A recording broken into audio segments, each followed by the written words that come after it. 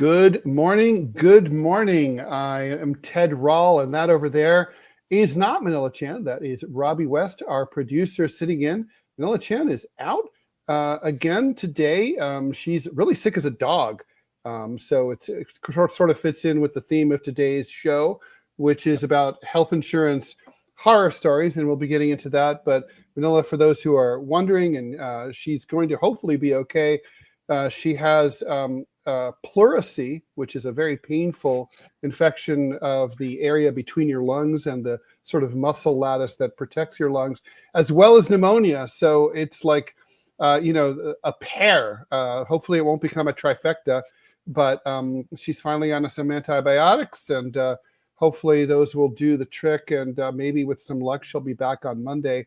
We're just telling her to sleep very well. You're tuned in, of course, to the Ted Manila Information Show, TMI for short, where we will bring you way too much information.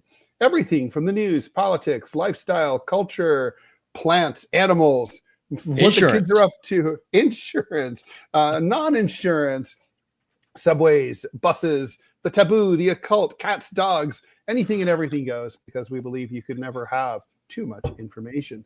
If you do want that straight-laced button-down news program, go away. We don't want you. This show is not for you. It's stuff that you know you want to hear about, and maybe some stuff you never knew you needed to know, and hopefully we'll have a few laughs along the way. We are live here Monday through Friday at 10 a.m. here in the Eastern time zone, but don't worry, you can stream us all day long, all weekend long. So it's, don't get confused by the whole live thing. I think people don't realize that these live shows are also available. This is not just ours. They're all available for streaming later. Anyway, the Ted Manila Information Show starts now. Now, we at this point, we would normally have the Jaws, Robby, but we don't have the Jaws. We are going to be talking about health insurance horror stories. So if you are in the Rumble or the YouTube chat and you have a health insurance horror story, hey, come on. You do, because you live in the United States, probably, if you're watching us. Put it in succinctly and clearly, and we'll read it and react to it on the air here in just about 25 minutes or so. So it gives you a little bit of time to get your writing chops up, and away we go. All right, so let's do some headlines here. All right, so it's headline news. Okay, first of all, following up our story from earlier this week, South Korea's ruling party leader says President Yoon Suk-yeol needs to be removed from power.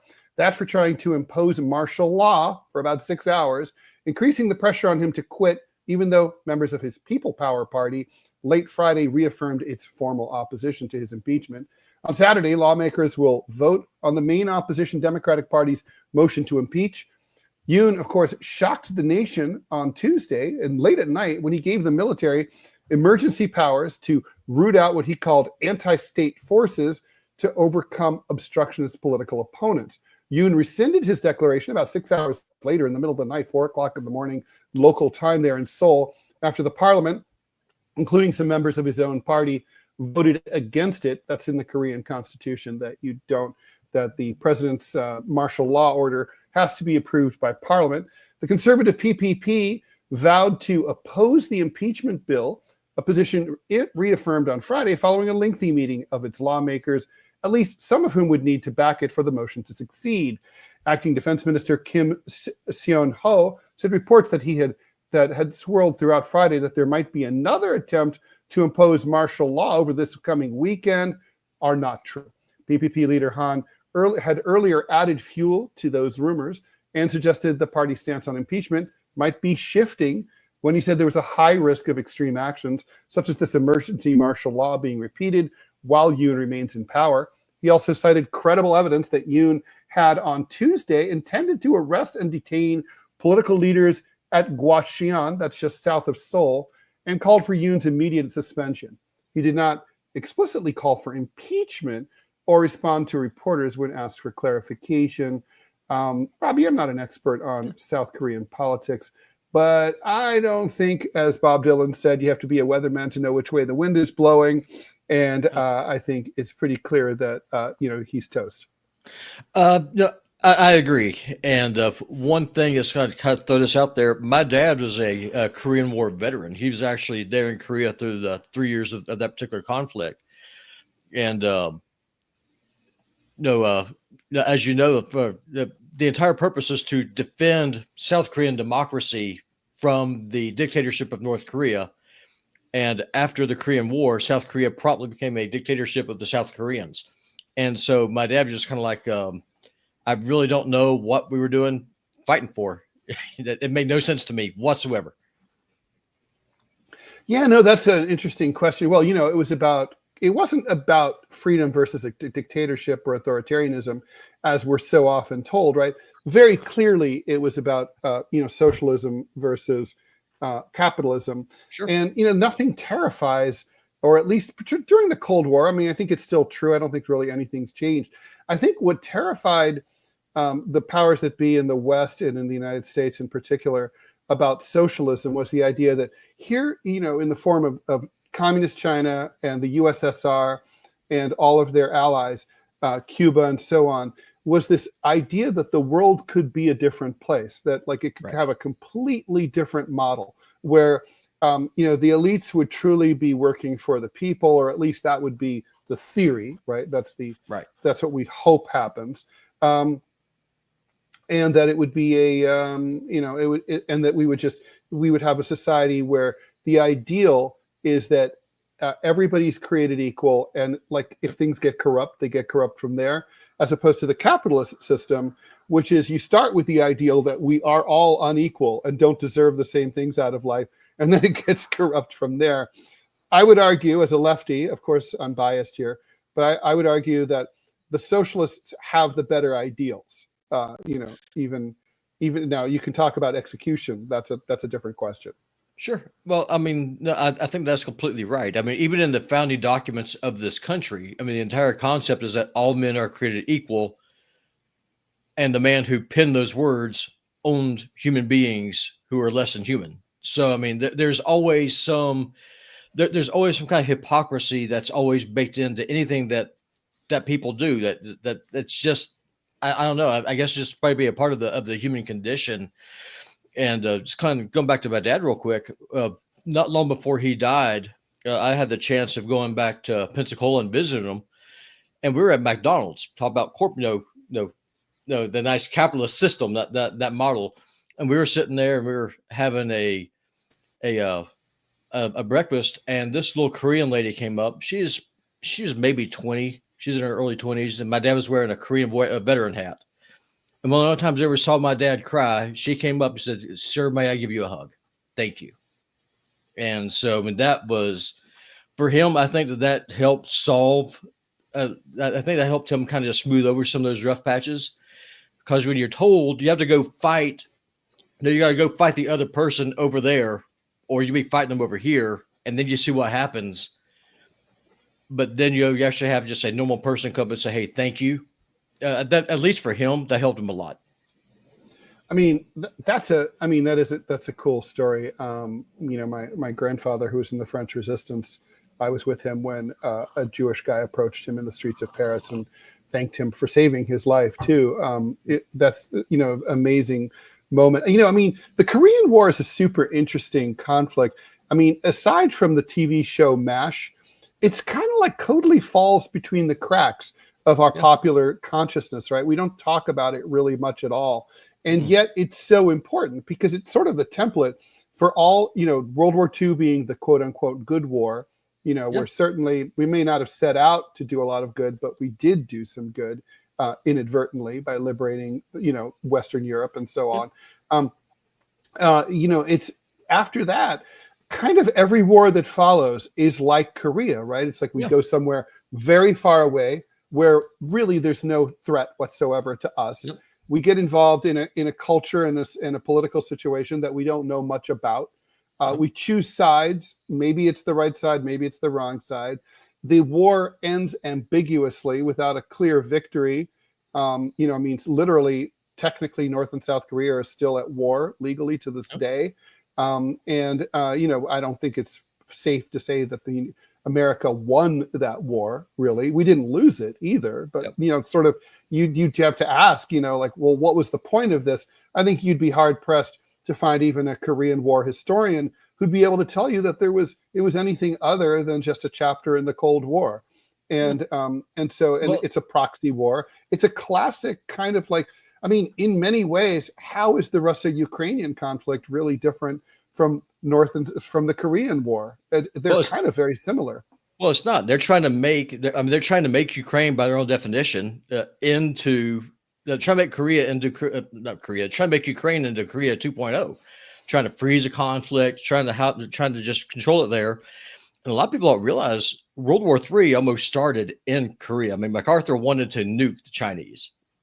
Yep. So, I mean, it was just, it could have been really, it could have been a lot worse than what it turned out to be. Well, that's for sure. I mean, there was after the Tet Offensive in Vietnam in 1968, General Westmoreland wanted to nuke Hanoi. And, until it was pointed out to him that would probably be a bad idea because North Vietnam, had a mutual defense treaty with the USSR, which would have required the USSR to attack the United States with nuclear weapons in such an event. So it would have been unwise. No, completely agree. And okay, just real quick. One of the things I think that Trump really did. I don't like Trump. I'm far to the right of Trump. But whenever he went to North Korea and actually tried to make peace, I mean, massive kudos for him on that. Oh, I agree with that. I mean, I don't understand this whole concept that seems to be mainstream in American diplomacy, particularly on the Democratic Party. That it used to be the Republicans who talked this way, but now it's the Democrats. That like talking or diplomacy is like a reward for quote unquote good behavior. No, you talk in order to talking is, as Churchill said, better to talk to jaw than to war. It's like you talk because that's smart, and you should always have, we should have open relations. Well, that's right. We should have open lines with every single country and every entity on the planet. Believe it or not, I think it would be a good idea for the State Department to have a line to ISIS. I mean, we should be talking to everything and everyone all the time. Yep, I'm right there with you. Okay. Speaking of which, they took Aleppo in less than 3 days. Now the city of Hama, a crucial point on the road to Damascus, and the regime of President Bashar al-Assad has also fallen. Who are the Islamist rebels of Hayat Tahrir al-Sham, the driving force between a lightning offensive that has caught the Syrian regime so utterly off guard? The Organization for the Liberation of the Levant, by the way, is the area which currently comprises Syria and Lebanon, more commonly known by its initials HTS, was the Syrian branch of Al-Qaeda before dissociating itself in 2016.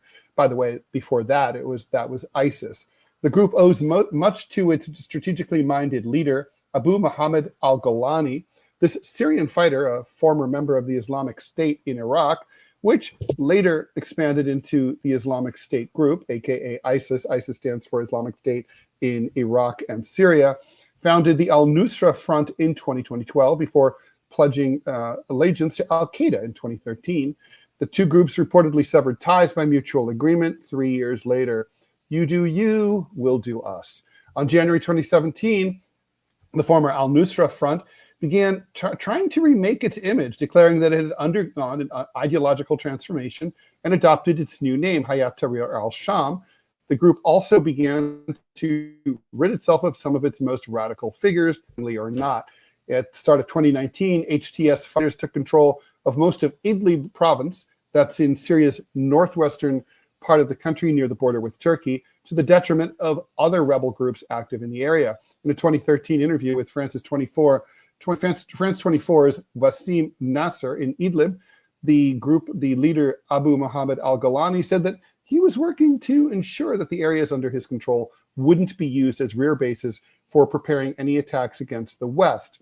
Abu Maria al-Khatani, one of the group's leading figures, also interviewed in Idlib, said that the group was doing all that could to stop the youngest men from joining Al-Qaeda or ISIS. by showing them that another path was possible with what had been put in place in Idlib.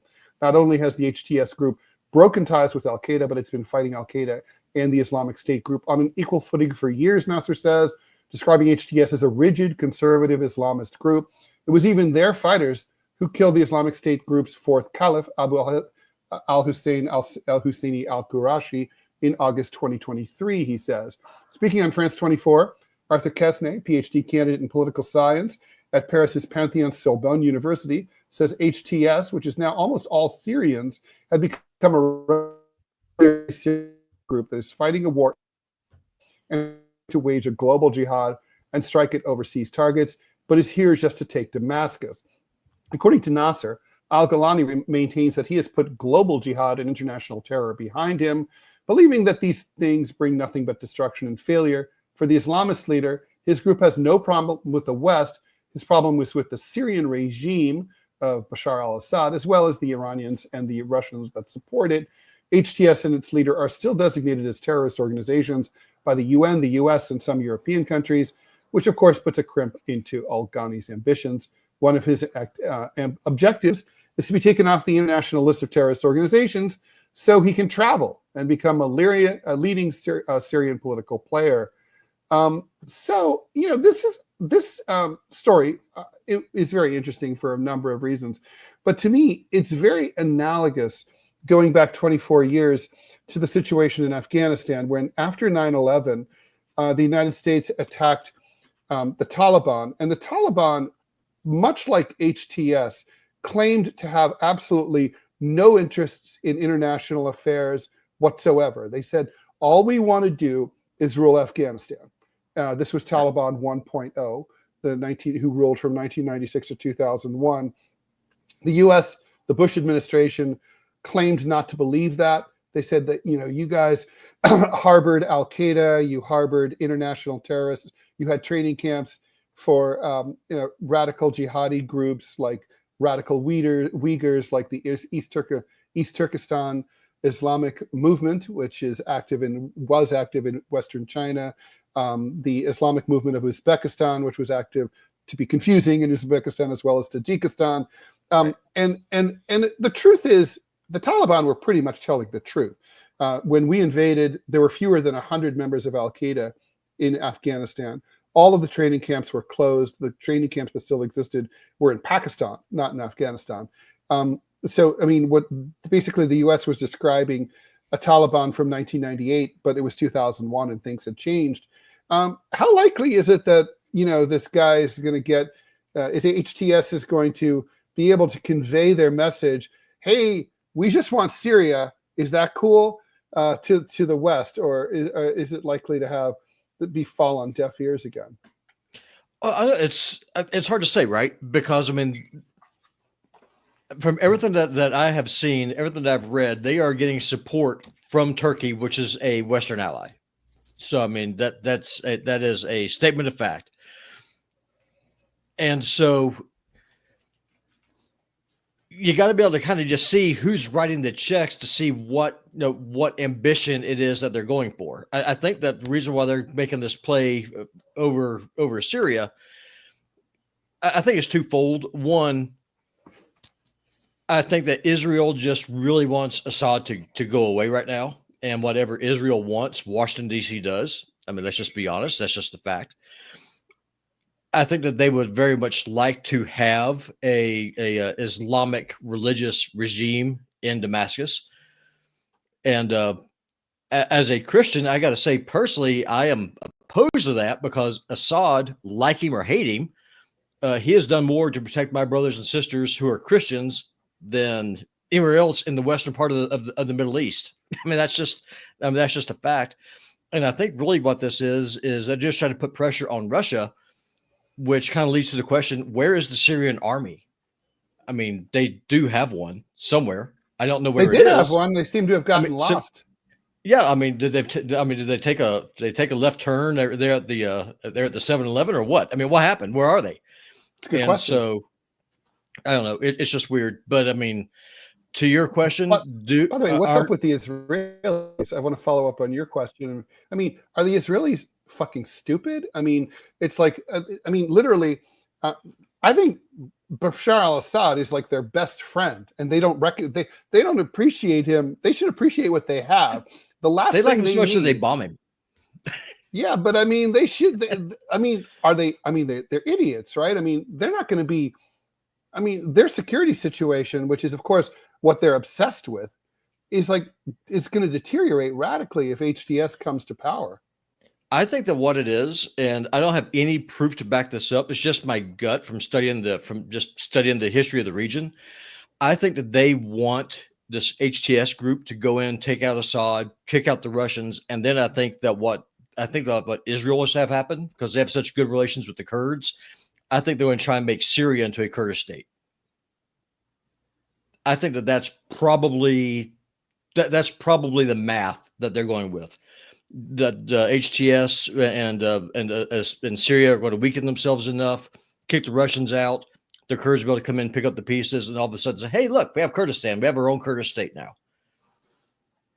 I mean, but the thing is, there's not enough Kurds to make that work, right? I mean, in Syria, they already have like an autonomous zone, sort of a de facto autonomous zone that's being propped up by the West. I wonder if the idea could be then, like in your situation, if you're right, because after they finish the genocide in Gaza, they're going to do something about the West Bank. Might be pretty easy just to move those Palestinians up to southwest Syria.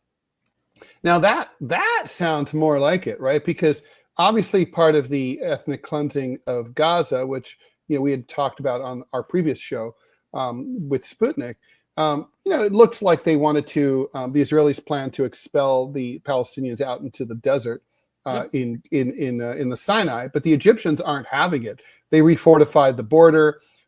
They've made it very clear, like, we are just not taking these people in. We're not going to validate what you're doing. We're not on board with that. Doesn't work for us. You're going to need to come up with something else. But I agree that they're going to turn their. I think under the Trump administration, the Israelis are going to be. They're going to have to wrap things up in Gaza. Trump does not want this hot war.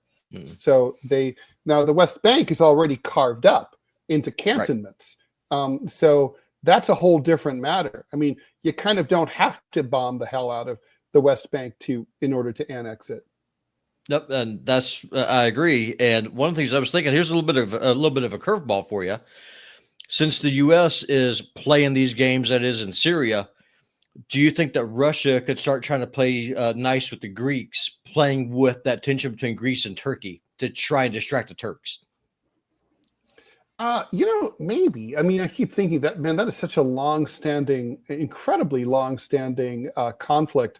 And, I keep thinking the Turks are going to want to bring it in for a soft landing, but it never goes away.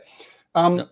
Up until fairly recently, I've really been impressed with Erdogan's leadership, and I felt like I'm not a huge fan of the idea of Islamic nationalism in Turkey, but overall I felt like he was a pretty canny leader.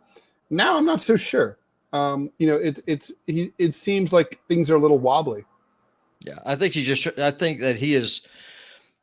He's looking at the collapse of his currency. He's trying to play the fence. He's just trying to straddle it, trying to have his cake and eat it too. I mean, he helps the Israelis attack the Armenians. Then he plays this crap over in Syria, and meanwhile you got the Greeks sitting over here off the west coast of Anatolia. And if I was Putin, I'd be looking like, "Hey, Greeks, how'd you get Constantinople back? Let's see what we can do here. Let's see if I can escalate vertically, just like what the United States is trying to do right now in Syria." Yeah, no, fair point. All right, let's keep going here. Nearly 100 former national security officials signed a letter to Senate leaders raising concerns about Trump's nomination of Tulsi Gabbard to serve as Director of National Intelligence. She's, of course, a controversial pick. Her biggest controversy was her 2017 trip to Syria when she hung out with President Assad. She subsequently declared that Assad was not the enemy, which, of course, what are the words that's true. In a letter addressed to incoming Senate Majority Leader John Thune, Republican of South Dakota, and current Senate Majority Leader Chuck Schumer, Democrat of New York. The officials said that they were alarmed by the Gabbard nomination. The former officials urged Thune and Schumer to hold closed-door hearings to review all information available to the U.S. government about Gabbard. Several of Ms. Gabbard's past actions call into question her ability to deliver unbiased intelligence briefings to the president, Congress, and to the entire national security apparatus, the letter says. The letter highlights both the trip to Syria as well as her statements about Ukraine. Her sympathy for dictators like Putin and Assad raises questions about her judgment and fitness, the letter says. As DNI, of course, she would be in charge of 18 agencies, including the CIA and the FBI. The former officials add that, if confirmed, Gabbard would be the least experienced person to hold the position since the role was ever created. Well, the role has only been created fairly recently, I think under Bush, if memory serves, noting her lack of executive branch and managerial experience. You know, I always feel like I'm living in bizarro world when I look at the way that the nominations are being responded to. For the mainstreamers, people like Marco Rubio, that's a reasonable choice, right. Or Ron DeSantis possibly stepping up to be the DOD head. That would be a reasonable choice. Sure. But they're both crazy warmongers. I mean, Ron DeSantis apparently sat in the room and laughed and smirked while watching rectal feeding at Guantanamo. So to me, I'll tell you, that raises questions about the fact that the guy's a fucking psychopath. Agreed. Okay. So, but then like Tulsi Gabbard, or like for that matter, RFK Jr., the ones that the mainstreamers are so obsessed with being like, well, those can't go through. Those are the crazy ones. I'm like, no, those are the sane ones. So Tulsi Gabbard, I mean, isn't she like a major in the military right now? I mean, she is. So if she's a threat to the national security of the United States, why is she a high-ranking officer in the military? Well, my whole thing is, the last time that you and Manila talked about Tulsi and just all this hubbub, I pointed out that they are accusing her of treason, which is a death penalty offense. I mean, what they are accusing this woman of, they can literally hang her for. Right. And so, I mean, I'm going to show just how ignorant I am, being just a dumb inbred redneck. My family tree goes straight up. It doesn't have any forks. I know all the jokes, right? If going and talking to someone and trying to figure out a way to stop a war is unreasonable, then in this this Orwellian world we live in, that means that I have to go to Israel or go to a weapons plant in Alabama, sign an artillery shell, and then that's a reasonable act. I mean, that is completely upside down. Assad is not my enemy. If Assad is my enemy, then Mr. Thune, why is it that you're not asking Congress to declare war? It's Congress's purview. Right. I have to thank you for bringing that up, Robbie. It's always been something that bothered me.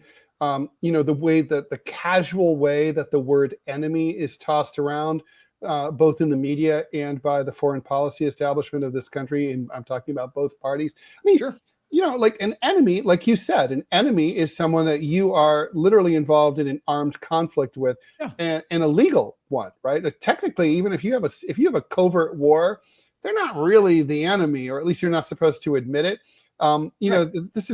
These are basically, Assad's not even an adversary, right? I mean, Syria is not an adversary of the United States. I mean, What are they on? What are they trying to do?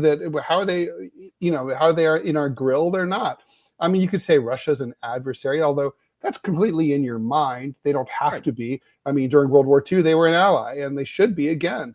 It's just like, it's very, very messed up. By the way, as one of the Rumblers points out in the chat, Tulsi Gabbard is actually a lieutenant colonel in the military. So gotcha.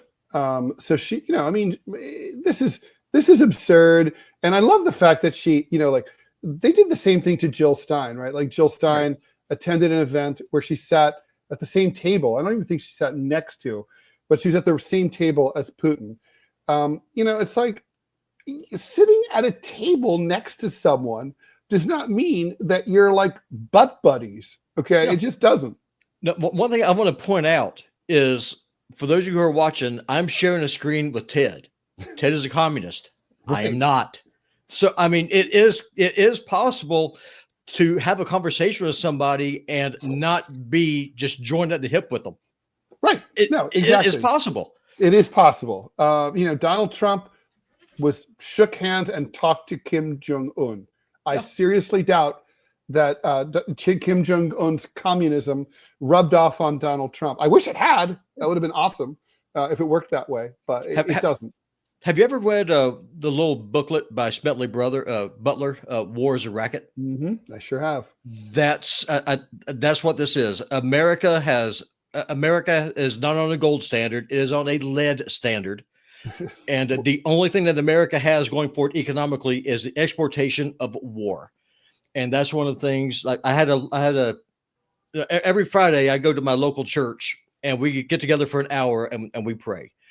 And they're talking about how great it is that these Islamists are pushing south against Assad because he's our enemy. And I had the tenacity to ask them, how has Assad ever hurt you? And the Christian minority in Syria, who's been protecting them? It's not the Islamists. So these people, they're so mentally retarded. If you can say that word, maybe that's insensitive. It's a case of cranial rectal infusion, just pure stupidity.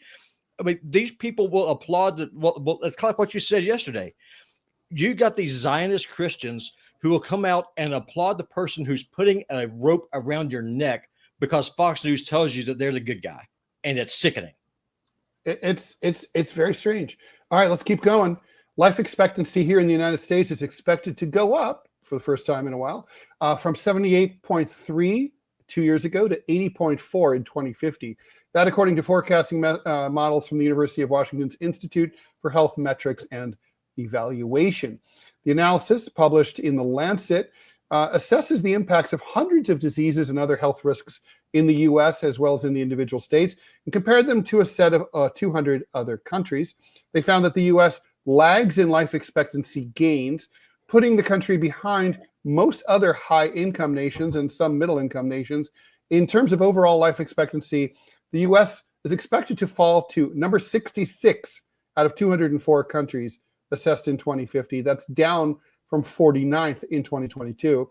Life expectancy among women is predicted to improve less than men's, shrinking the gap in life expectancy by gender.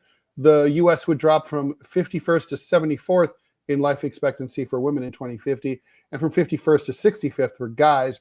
The slight increase in life expectancy that's forecast for 2050 is driven by a predicted decline in mortality due to a few causes of death: heart disease, stroke, and diabetes. But addressing a few key risk factors could make even more significant improvements, according to these forecasting models. Lower rates of obesity, smoking, and drug use disorders could each lead to about half a year increase in life expectancy by 2050. In spite of modest increases in life expectancy overall, our models forecast health improvements slowing down due to rising rates of obesity, which is a serious risk factor to many chronic diseases and forecasted to leap to levels never before seen, says Christopher Murray, director of the IHME and co-author of the new research. The rise in obesity and overweight rates in the U.S., with IHME forecasting over 260 million people affected by 2050, signals, wait, what? 260 million Americans out of 330 million total of the population would signal a public health crisis of unimaginable scale. I should say so. GLP-1 medications are booming in popularity with promising outcomes. We're talking about like Ozempic and stuff like that. But the future of uptake remains uncertain. And IHME does not include a scenario that includes these treatments as a factor. Recent data from the CDC also suggests that drug overdose deaths have started to decline after peaking out at record levels, but the group notes that the levels of drug overdoses remain high and will likely continue to go up over the next few decades.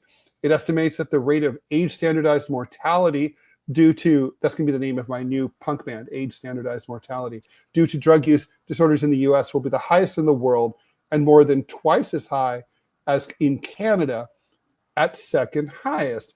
Canada and the United States, both in North America. What's the difference between them? Don't know. What don't they? They have a different approach to healthcare to ours, right? Oh, but they have to wait in line sometimes to get an appointment. So that's why we're willing to die earlier or something. Well, I mean, to kind of paraphrase Sarah Palin, I can see Canada from my house. So I don't know. One thing I have a question, and maybe Ted, I don't. Whenever they're doing these mortality figures, do they count everybody that's here, or just American citizens and not illegals? I don't know the answer to that question, but it would seem to me that you would just count people, right? I would think so. But one interesting, I used to work for the traffic engineering department of my city in Ohio, and one of the things that you try to do for traffic is ideally you drive down the street and and then the light will turn green as you arrive, so that you're not constantly stopping and starting. That's the ideal traffic engineering standpoint. And I was fascinated when they trained me. They said, we went with a radar to figure out how fast cars were actually going. I said, well, shouldn't you do it to the speed limit? Because, we're the city. So shouldn't you calculate it so that if someone's going 35 and a 35, they hit the light perfectly? And they said, no. We want to know what the real world conditions are. And if people really go 42 and a 35, we want to have them hit that light at 42. That's the real world, right? I suspect if you did this correctly, you would go with the real world. You'd have to count undocumented people as well. I would think. I just don't know. No, I mean, I would definitely think so. I mean, the obesity thing. Look, we come back to those Trump nominations. I'll repeat this. I'm going to say this millions of times. If RFK Jr. succeeds in bringing EU standard food regulations to the United States, which reduce or eliminate the excessive use of preservatives and other garbage in our food, which is the number one reason why Americans are fat. It's not because we're a bunch of disgusting gluttons. It's because our food is poisonous and it's causing us to blow up like blimps. If he does that, it's going to be one of the biggest developments of any kind, politically, socially, medically, in U.S. history. It's a huge game changer. And, the story that we just talked about would be a great example of something that could be, eliminated. Yeah. And to me, it makes sense, because one of the problems we're running into with military recruitment is that people are trying to join and they're too unhealthy to serve. So, I mean, it is a national security issue. And if you want to reduce the cost of healthcare, which I don't think that's a goal, but that's the lie, then you try to give people healthy food. I've never been to Europe, so I'm putting myself with your French cuisine expertise. The only French I know is French bread from Walmart. Just saying. But I mean, I like what you're saying, and I hope it's true. And I wonder if the healthcare lobby will actually allow it to happen, because they make money off people being sick. They do. I was going to say, it's certainly in terms of I don't think this is about the food industry, right? I mean, the food industry, I think, would be fine to get these regulations. I think it's if you're the CEO of a big Kraft or something like that, you're okay as long as the government says, okay, across the playing field, these are the rules for the entire sector, because you don't want to be you don't want to have your hands tied behind your back. And if you have to have a certain percentage of your food rot because it doesn't get to market on time because there's no preservatives, that's got to be the same impact on your competitors. That's okay. You're right. It's big pharma, it's big medicine, it's the health insurance scammers in Hartford, and in the case of United Healthcare in Minneapolis, it's that. All right, one more story, and then we're going to get into the healthcare. I guess that's here we go. The targeted killing in Midtown Manhattan here in New York of United Healthcare CEO Brian Thompson has sparked worry in C-suites around the globe as companies, both large and small, are reevaluating. What are they reevaluating? Are they reevaluating the way that they conduct their business?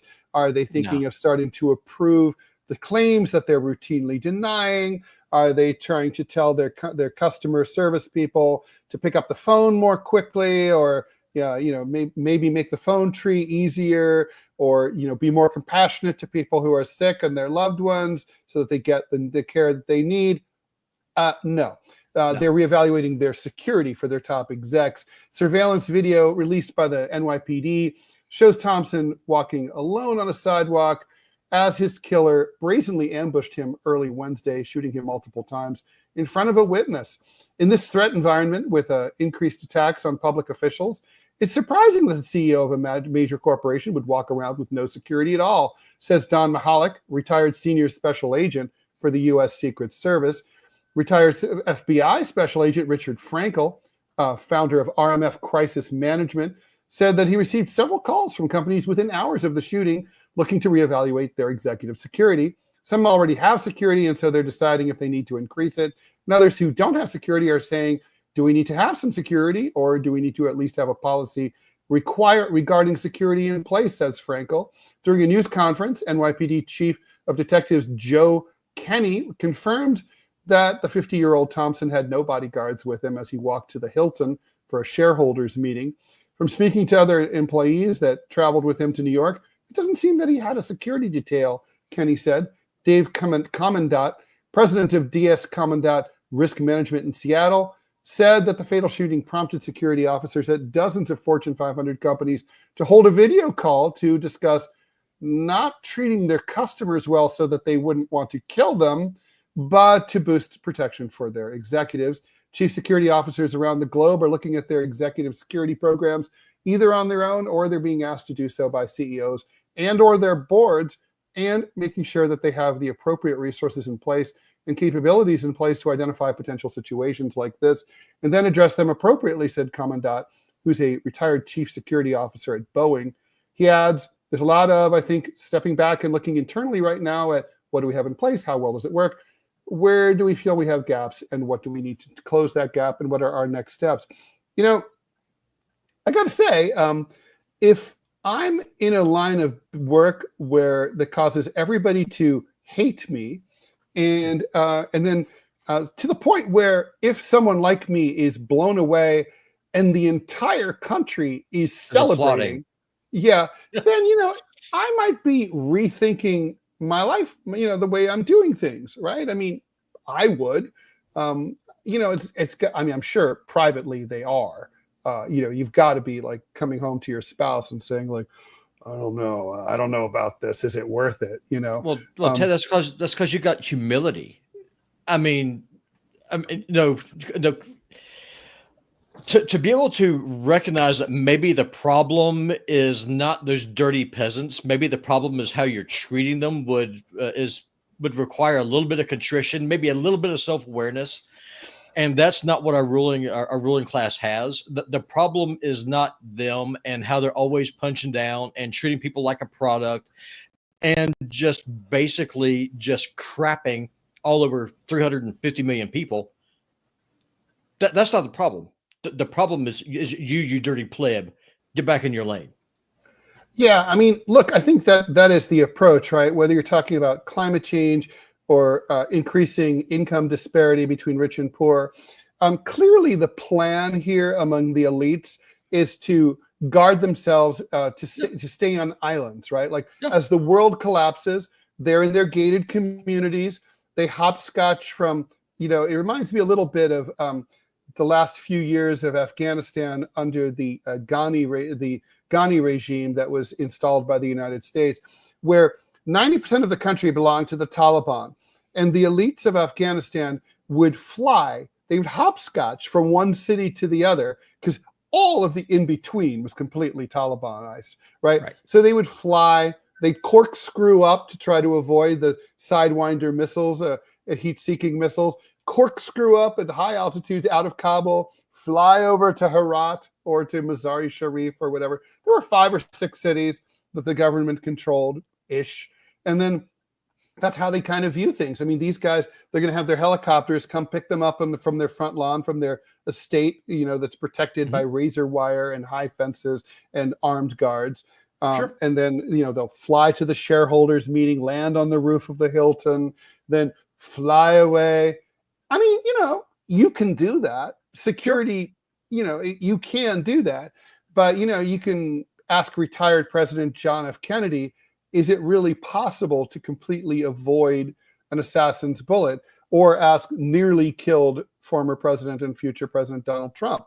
I mean, the point is, if someone wants to get, you said you haven't been to Europe, Robbie, but when you drive around in Europe, you see it's very everywhere, like on the side of the highway, you'll see ruined castles. Okay. Always just like walls, random walls.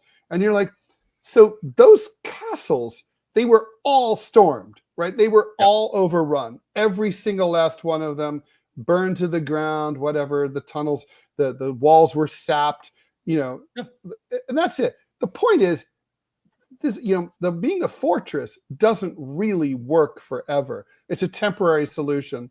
In the long run, you really have to change the system that makes people want to come into your castle and kill you. You can't sustain it. Well, I mean, isn't the story that we are told is that America is a republic, right? I mean, our leaders are supposed to be public servants. They're supposed to listen to the will of the people. Well, if that's the case, why is it that the elites never come and actually talk to the people?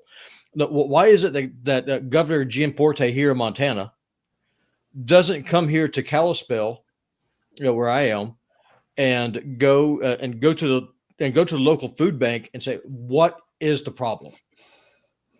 That would be huge. And why is it that the local Montanans, that local people here are being priced out of their homes? There's no jobs. They're being pushed out by rich Californians who are coming here, fleeing California because of all the drugs and the illegal immigration. So they're coming here, bringing their money, gentrifying everything, pushing up prices, destroying the local economy. But no one here in leadership, and again, I'm just talking about here in Montana, I'm sure that you can say this whole story all over the country. Sure. Why are elected officials not coming here and sitting down saying, Robbie, what's your problem? Ted, what's your problem? Vintage, what's your problem? Talk to me. If you would just sit down and listen, maybe you wouldn't have to worry about people getting pissed off and shooting you in the back. Just saying. Right. I mean, actually, what surprised me about Wednesday, and I think I'm hardly alone, not an original thought, it's surprising to me that this doesn't happen more often. Right. I mean, it's surprising when you think about all the people who get fired, deprived of their livelihoods. I mean, and by the way, this mentality hasn't changed. Just yesterday, watching the news, Elon Musk and Vivek Ramaswamy are going to be in charge of this Department of Governmental Efficiency, the Doge department, right? Or it's really more like a squad. It's not a department. But Ramaswamy, he sounded just like the George Clooney character in Up in the Air. He talked about like laying off federal workers. And he said, we can do it, with dignity. We can do it even to the point where they're going to transition to the private sector and it'll be better for them in the long run. We can do it with dignity. I'm do you hear yourself? It's like this is a guy who's worth billions of dollars. He doesn't ever have to worry about money ever. But for normal people, losing your job literally means that you're weeks or months away from becoming homeless. I mean, the clock is ticking. You're fucked. I mean, your livelihood has been destroyed.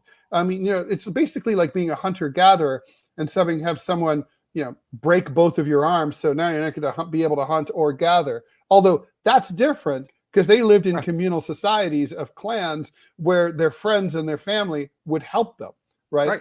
It's but with us, there is no safety net really. And it's so what happens next? It's I don't know, the mentality, you mentioned why don't they come and talk to you? I mean, even in the Middle Ages, right? Kings had most of them had an audience. Yeah, they had petitioners. They had petitioners could come and say, listen, I've got a problem with this or that. And could you please help? And, we have swamps and we're dying of malaria. Could you drain the swamps? Could, whatever. Could you please deal with it? We have food shortages. We need more seeds, whatever. Our feudal lord is an asshole. Could you talk to him? It's there's no access, right? Nothing.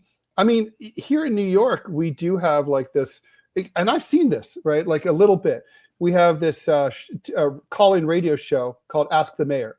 And the mayor of the city, he's on the local NPR station once a week, and you can call and say like, hey, I have a problem. I did it one time. I was under Giuliani. I lived across the street from a park that had a steep embankment, and it had these stairs that were all akimbo. And a lot of old people lived in my building, and we used to walk all down. We'd also walk down those crazy broken stairs, and it was rough even for someone like me. And I was pretty spry. I was in my 30s to get down those stairs. And I was like, one of my neighbors is going to fall down those stairs and break their neck. So I called up, got through, talked to Giuliani, explained the situation. He said, stay on hold. We'll get your digits. The next day, the Parks Department is out there fixing these stairs that hadn't been fixed in 30 or 40 years. And I was like, that's a responsive government, right? Yeah. Now, it shouldn't be actually that esoteric. Because, I could have maybe not been able to get through. It shouldn't be it shouldn't be that hard. You should be able to just call a number and just say, hey, I have this problem, and then have it be fixed. But still, that's better than nothing. And nothing is what most people have. I mean, that's exactly it, right? Because here, the town that I'm in, my town has a population in the wintertime of maybe 8,000 people. In the summertime, it goes up to about 40 because of the tourists coming in. And every wintertime, and we've had so many migrants who were brought in, and there's so much homelessness now, is that this is the middle of nowhere, all right? We have got people who are drunk and stolen out of their minds walking down Main Street in the pitch black. It's dark here at 5 o'clock. Someone's going to get hit and killed by a car, and there's no place for these people to go. And so, I mean, there is a way for them to get here because these people are not locals. They're just here. They're getting dumped. So somehow they're getting dumped here in the winter here in Montana. They're going to die. And it's just like there is no one to talk to. And it's a complete joke. It's a complete joke. Well, I mean, it's terrifying. I mean, it's just like, like literally, the insanity of our society. I mean, I've talked about this many times. There's a homeless lady who lives right in front of my building. Well, across the street from my building. And I'm like, I see her every day. She's been out there for 2 years. I saw her when she first showed up, and she was like smiley and like nice. And it was one of those like, why are you out? Why are you homeless? I don't even understand like why you don't have like a job. Right. She's like totally all there. The elevator seemed to be going to the top floor, unlike our elected officials. And then it's like, and I've watched her, of course, deteriorate and decompensate to the point where she's now talking to herself. She's schizophrenic. This is what often happens, right? Like homeless, mental illness does beget homelessness. But homelessness also begets mental illness. I mean, often just house people first, and they will get better. And so we all walk by there, and I'm like, the average person in this neighborhood who's walking around there, they're making like $100,000 or more a year, and it's like we all basically. It's not that we don't care. I think we care. We stop and talk to her. We bring her food, we give her money. It's that we are helpless ourselves, like in this system to help her. I mean, we can't take her in because who knows what it would be like to take her in ourselves. Although I've got an extra room, I could. Would be no great shakes, no big problem really. But you've got tons of empty units in the neighborhood. But then the landlords don't know. But it's just like the system is set up that this woman sleeps outside because that's just the way it is. Yeah. And it's like not just making her crazy, it's made all of us crazy too. Sure. And I mean, that's just exactly it. And you're kind of talking about they're in your situation, they're in your neighborhood. Like here where I live, the median income for people here where I am is $30,000 a year. I mean, that's the average. I live in a very rural, very agricultural community. Most people probably have a high school diploma, but I'd be surprised that a significant minority don't. I mean, it's just that is the demographic here. And so now you have all these people who are coming from out of state buying up all this property. those people, those developers, those people coming in, getting these $1 million houses with a nice view of the mountains, they get a hearing. But the people who live here, been here for generations, who aren't able to contribute $1,250 to a political campaign, they get nothing. And that's the problem. So we have a Star Lion on the Rumble, on the YouTube feed, who's been wanting to do a Q&A thing and patiently waiting. Very true. So we should do this. So Star Lion, stay tuned. We're going to do that. I'm going to answer your question. But I want to, it's about the LA Times. So that's a long and involved story, and I promise it's not. I'm going to make it as short and sweet as possible. But let's talk about health insurance horror stories. I mean, I don't think there's anyone who has health insurance who basically. I mean, I think the only way you don't have a health insurance horror story, and I kind of often think, we might be better off as a society just going to a completely free market system where we just all pay for medical care, out of pocket. We don't have, and then doctors would be kind of competing. Presumably there probably would be like some people who would try to like some, the kind of urgent care model, which would cause everybody to, which would make everybody want to, basically try to find a cheaper way to provide healthcare. There would be an incentive in the marketplace, because the current system basically is very fucked up. It's like college tuition. With college tuition, the universities know that you can borrow an infinite amount of money from the federal government and go into massive amounts of debt. So they know they can raise their tuition much faster than the rate of inflation. Similarly, big for-profit hospitals and doctors know they can keep increasing their fees indefinitely ad nauseum in order to, because they know people who are insured will be covered. And then the people who are insured, they're kind of like on the hook whether they get the insurance to cover them or not. And it's just like it spirals out of control. But, I think what I really wanted to address is the idea that there's so many people. It's routine in the United States to not go in for any preventative care and to not even seek care when you're sick, because the system is so fucked up right now, right? Manila Chan, she's out right now. Why? So what happened? Everybody who watches the TMI show has seen her coughing up a storm. She's been sick as a dog for days, right? Why? Because she had a respiratory issue following her immune system was compromised by her cancer treatment. And so anyway, every little thing kicks her ass. So, you heard her here on the show a couple days ago saying, I just need antibiotics, but I can't get them. If she goes to the doctor, she knows her own health. She should be able to honestly, in a lot of countries, you don't even need a prescription to get antibiotics. In Mexico, you just walk into a pharmacy. You're like, I'll take 10 of those, and they give them to you, and that's it. And they're cheap too. They're just like $8 for a bottle or whatever.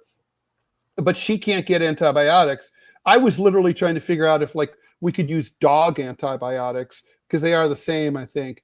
But you need a script from a vet for that. So here's the craziness. We focus on the people who are uninsured, and they have the worst problem. But the people who are insured themselves can't get treatment because of the prescription scam. They can't get payment if they go, because of the bullshit, we're just going to deny your claim automatically, and then just keep coming back and over. I mean, why are the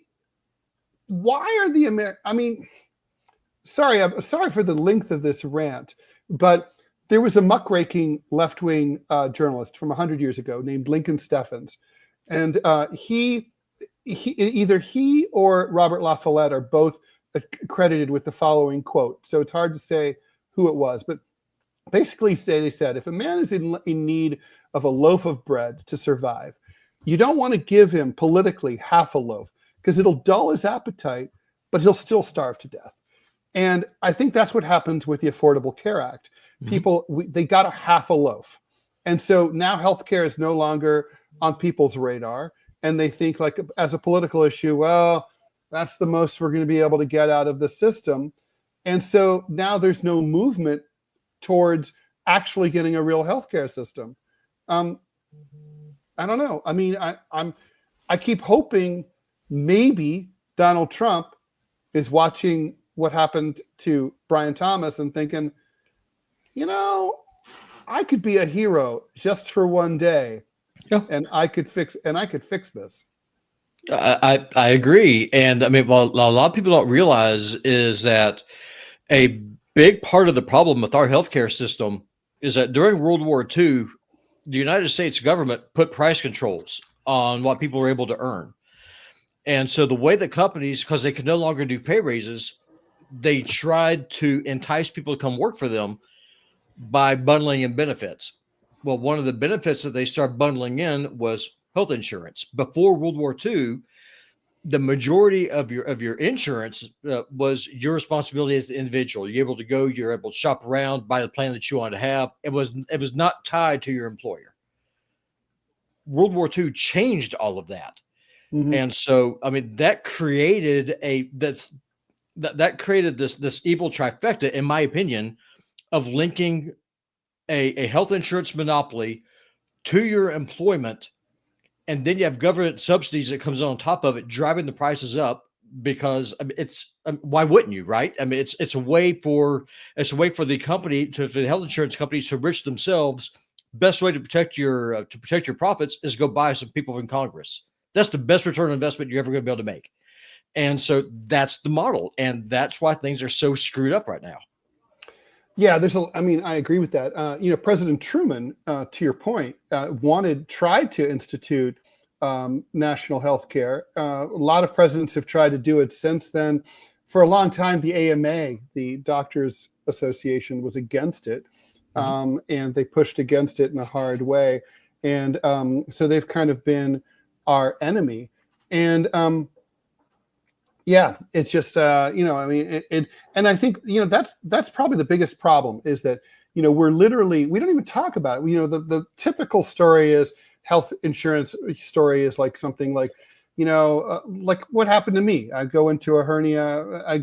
I'm lying literally on the gurney, ready to be cut open. That's wild. And then they're like, yeah, hey, can you fish out your credit card because your health insurance has revoked its pre-authorization? I'm thinking, well, what the fuck is a pre-authorization for if you can just revoke it at the last second like this? It makes no sense at all. Of course it makes sense from their point of view. It's just profits. But the real, probably the biggest threat is people like, who just decide like, I'm not going to deal with it. Back in 1985, I was driving a taxi here in New York. I had an accident and I got, it was pretty bad. Three totaled cars. The ambulance shows up because the parking lot attendant across the street on 11th Avenue called 911 and said, there's no way anyone could have survived this accident. You take your time. But they sent an ambulance anyway, not a morgue truck. And the EMS guys are like, okay, it's going to be $295 just for the ride to the hospital. I didn't have that. So I was like, thanks for coming, guys, but I can't go. And of course they, from the look on their face, they're totally accustomed to this. This is normal. And, and so I just soldiered on, and I had some weird random pains in my knee and in my scalp, but, I kind of just lived with it. And a year later, when I finally got a job that had decent health insurance, went in for a full workup, they x-rayed me and I told them about all this. They were like, yeah, you had a pretty serious concussion. You broke your skull. I had fractured my wrist at the time. I keep thinking that maybe, my wrist has been weakened ever since that event. Basically I wasn't properly treated. I guess you could say it didn't really matter because obviously here I am. But come on, there's a lot of people who just don't go to the doctor because they know they can't afford it. And how many people are not being diagnosed? The second you start to feel a little under the weather, you should be encouraged to go see the doctor and get every test. This should be find out what's going on. That's not our system at all. No. And I don't understand at all. Let me give you a counterfactual. Mexico. So I'm on vacation in Chetumal, which is in southeastern Mexico, right by the border with Belize. And I had been spending a lot of time surfing, and the water reflects the sun. The sun's very intense. It's the tropics, and I got this huge inflammation in one of my eyes. So I'm like, oh God, this is driving me crazy. It hurts so bad. I don't know what to do. The hotel guy goes, oh, you got to go to the clinic, to the government clinic. Being American and completely bigoted about like other countries' healthcare systems, I'm thinking, oh God, rural Mexico, medical clinic. It's a national holiday and a Sunday, right? Trifecta of horror. But I'm so miserable, I decided to chance it, right? So I walk in. First of all, zero wait, straight in, whisked away. And then they're like, oh, it's your eye. Oh yeah, we have an ophthalmologist here, like waiting. I'm like, what do you mean, on call? No. And when you go down the hall, you realize there's a specialist in every room. Every office has, like a urologist and everything. They're there. National holiday on Sunday. They're waiting for people to come in just in case.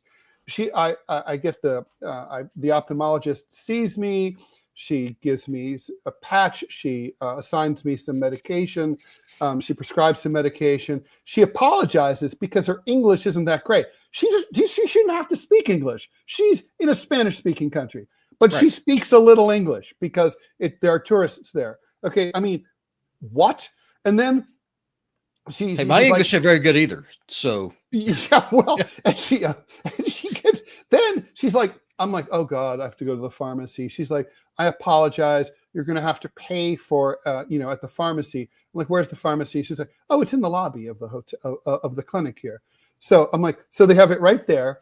And the guy's like, I'm very sorry, but because you're not a Mexican national, you have to pay out of pocket. It was $4. And so I'm like, this is a healthcare system. Yeah. I like this healthcare system. I want this healthcare system. You're selling me. You're selling me on it. Yeah, I'm in. I've gotten sick in other countries. I got sick in Turkey, had a very bad asthma attack. Same sort of thing. The ambulance came to got me. They put me on oxygen. They brought me to the hospital in Istanbul, opposite side of town. They took me to a place that was specialized in pulmonary issues.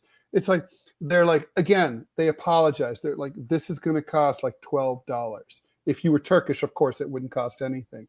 And I'm like, okay, how is it that a country that's in the middle of an economic crisis with 120% annual inflation rate, how come they can do this and we can't? Because there's no incentive. I mean, it's like I said yesterday, I work in healthcare. This is my world. Most people go to the emergency room, which is the most expensive form of care that there is, because they cannot afford to go to a primary care. I mean, that's just reality. That's the system that we're in. And whenever I talk to people about this, I am convinced that the entire idea is to trap people with debt. I think that that's what it's all about, because you're going to an emergency room because you cannot pay for the Theraflu that you have to go to at an urgent care clinic, have to pay the deductible and all this other crap. So what you go to the emergency room, you wait there for 8, 10, 12 hours. You get the most expensive form of care that there is. You can't pay the bill, goes onto your credit record. You are completely screwed at that point. They've got their hand around your neck financially. That's our system. I'm convinced of it. Well, I'm convinced of it. It's horror. So, all right, as promised, we're a little bit over here, and I've been trying to get the time of the show down to about an hour. So, as promised, I want to answer Star Lion's question. Star Lion has many questions, and we can only really do one at a time. Hope that's okay. It's going to have to be. So anyway, Star Lion is I don't know what gender he, she, they are, but here's the answer to your question. They wanted to know, was it true, or I have mentioned many times in the past that when I was fired from the LA Times, that the LAPD owned the LA Times, and it is true. And so let me explain sort of very briefly how that worked. I was the cartoonist at the LA Times from 2009 to 2015. And during that time, like any cartoonist would, I did cartoons about the local police. The LAPD is kind of a notorious police force. At that time, they were literally operating under a federal consent decree due to the Ramparts scandal. For people who are from Southern California, they're familiar with what I'm talking about. What's the Ramparts scandal? So the Ramparts division was basically part of the LAPD. And they had all sorts of, between quotas and financial corruption, all the cops were basically on the take. And also they were brutally abusing all people of color that were coming into their clutches. So it was a shit show. It was a giant violation of civil rights. And so the DOJ stepped in and was running the LAPD for a little while there. So anyway, LA Times during that time was spinning out in a big way. At one point, I was getting my paychecks from a holding company because they were in Chapter 11. So the LA Times was owned by Tribune Publishing. Tribune Publishing was a chain that owned 15 newspapers, including the Baltimore Sun, the Tampa Tribune, no, not the Tampa Tribune. I believe it was the Fort Lauderdale Sun-Sentinel, a bunch of other papers, the biggest of which was the name of the company, Chicago Tribune. So based in Chicago. So anyway, unbeknownst to me, 1 year before I got fired, in 2014, the LAPD pension fund, which was worth about $16 billion and has lots of investments in lots of things, decided to purchase controlling interest in the parent company of the LA Times, which was Tribune Publishing. And then they installed their own publisher, this guy named Austin Butner, who had previously had an unsuccessful run for mayor of Los Angeles, and is a multi-billionaire. And they installed him as the publisher of the LA Times to basically do their bidding. In 2015, and by the way, they were pretty brazen about this. They had previously purchased controlling interest in the San Diego Union Tribune back in 2009. And at the time that they did it, the LAPPL, the Los Angeles Police Protection League, which is the police union, had issued a statement that appeared in the LA Times saying that since they owned the paper, they reserved the right to fire and replace the editorial board and control the editorial direction of the newspaper, right? So no Chinese wall whatsoever. It's basically the San Diego Union Tribune was to become like the LAPD Times, basically. So they now 5 years later, they buy the LA Times as well as the San Diego Union Tribune, indirectly by purchasing Tribune Publishing. And they basically told Austin Butner, their little butt boy, please get rid of Ted Rall because he makes mean cartoons about the police chief, who was Charlie Beck, who was a corrupt LAPD chief who ended up having to resign in scandal. And they did. And not only, but it wasn't enough to fire me. They also wanted to make sure I never worked anywhere else again. So I'm not going to get into all the details because time is limited, and I could do this someday if people care. I'm not sure they do care, but they decided to smear me in the pages of the LA Times so that my journalistic career would be ruined. I sued them, and it dragged on through the courts all the way up to the U.S. Supreme Court. I think I won the moral victory, but I didn't win the legal victory because, as lots of people can attest when they've been the victim of lawfare, the system is rigged against people like me. So ultimately, the LAPD pension fund sold their share in the Tribune Publishing to a guy named Dr. Pat Soon-Shiong, who purchased the LA Times completely from Tribune. He's the sole owner now. He also owns the San Diego Union Tribune as well. So that's the ownership. To tell you how elites don't change, Dr. Pat decided to keep the lawsuit going that had started under the LAPD period. And so nothing really changed. And I got to tell you, with God as my witness, I'm watching Austin Butin wants to be mayor of LA or maybe governor of, I could see him making a run for Gavin Newsom's seat as governor of California very easily. He really wants that. And I'm waiting for him. I've got my entire book already written about this whole thing with all the details. I've got the dirt on Gavin. I've got the dirt on Austin Butner. And it's a sordid story. I mean, it involves the guy who was it involves this guy who was a attorney who ended up being corrupt. He was the guy who won the God, what's that lawsuit? The PG&E suit. Why am I forgetting this? You know, the movie about with Julia Roberts where she's the lawyer and they sue the Superfund site.